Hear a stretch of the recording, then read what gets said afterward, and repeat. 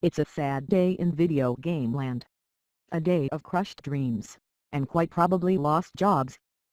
EA announced the closure of developer Visceral Games, the studio behind Dead Space, leaving the future of the Star Wars game the team was working on uncertain.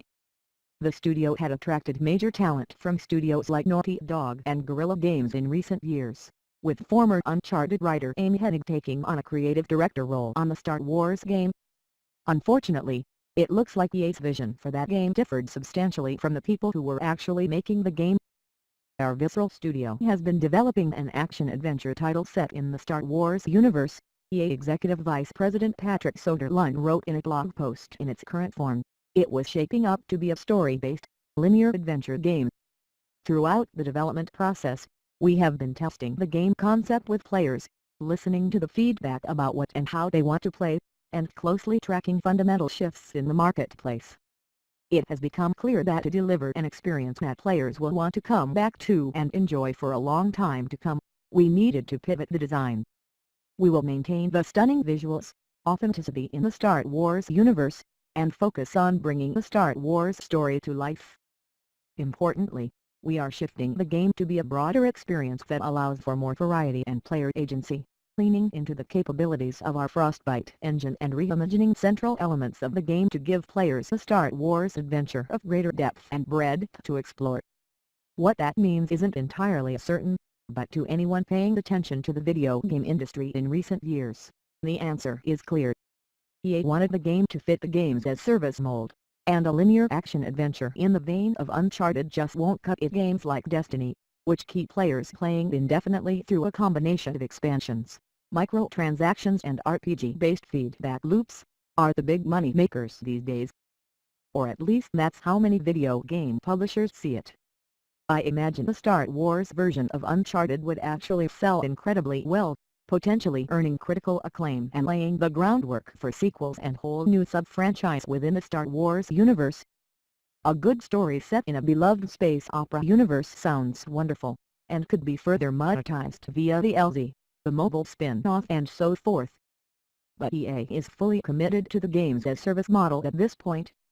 That's why BioWare gave so little love to Mass Effect, Andromeda. They were hard at work developing Anthem, EA's last best hope at taking on Destiny. Of course, squandering the story-focused talents of a team like BioWare to come up with a co-opus shooter designed to sell loot boxes is really weird. And scrapping a game headed up by a veteran writer like Hennig because focus groups wanted more side quests and loot strikes me as the height of folly, not to mention fairly naked greed. Suffice to say, I'm beyond disappointed by this news. While I completely understand that games-as-service is a business model/game design model that's here to stay, and with good reason, that hardly means every game ought to be designed this way. It makes sense to have an open-world, open-ended grindy game set in the Star Wars universe, but it also makes sense for more linear, story-driven campaigns, and it's a shame that the bottom line has come to this. This is why it's such a mistake for Disney to put the entire Star Wars franchise into EA's hands. I'd love to see a linear, story-driven Star Wars game come out of one of Sony's studios, for instance. At least Sony still publishes games that prize strong storytelling and linearity, from Uncharted to The Last of Us to Horizon Zero Dawn and the upcoming God of War reboot. EA says that they're shifting as many employees from Visceral to other studios. Meanwhile, the game will be taken over by a team from across EA Worldwide Studios, headed up by an EA Vancouver team that's already been involved in the project. An EA spokesman told Kotaku that they are in discussions with Amy Hennig about her future involvement with the overhauled game. It was pretty surprising when Hennig left Naughty Dog during what appeared to be creative differences over the direction of Uncharted 4. It was equally exciting to see her begin work on a Star Wars game. To have the fall apart as well is extremely disheartening. Just as depressing is the fact that this isn't the first story-driven Star Wars game to meet its demise in recent years. When Disney acquired Lucasfilm, they shuttered its game division, LucasArts. Star Wars 1313, which was in development at the time, was cancelled. You'd think Star Wars would make the perfect action-adventure game given the popularity of the films. I guess it just isn't meant to be. At least this wasn't the only Star Wars game in the works. Jade Raymond's EA Motive has a project in the works. So does Titanfall 2 developer, Respawn. Meanwhile, Star Wars Battlefront 2 launches on November 17. Of course, the very fact that there's multiple Star Wars games in development at EA means there ought to have been room for a single-player, story-driven game.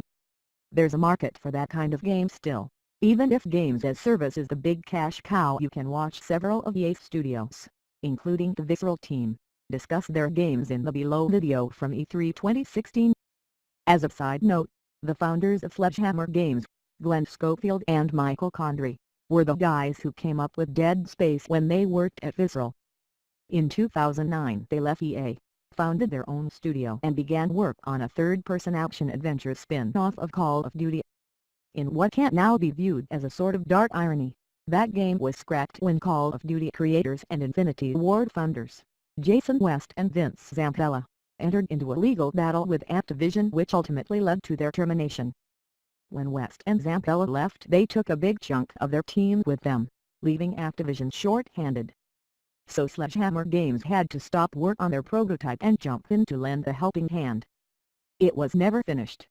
West and Zampella went on to form Respawn, the studio behind Titanfall and Titanfall 2, and now Respawn is working on a Star Wars game. Meanwhile, Sledgehammer Games is about to release Call of Duty: World War II, the studio's second full Call of Duty release, so it's all connected, you see. The Sledgehammer guys, now at Activision, would have made the third-person action-adventure version of Call of Duty if the Respawn guys hadn't left, and now those guys are at EA making the Star Wars game, but EA just cancelled the third-person action-adventure Star Wars game that Naughty Dog veteran Amy Hennig was making.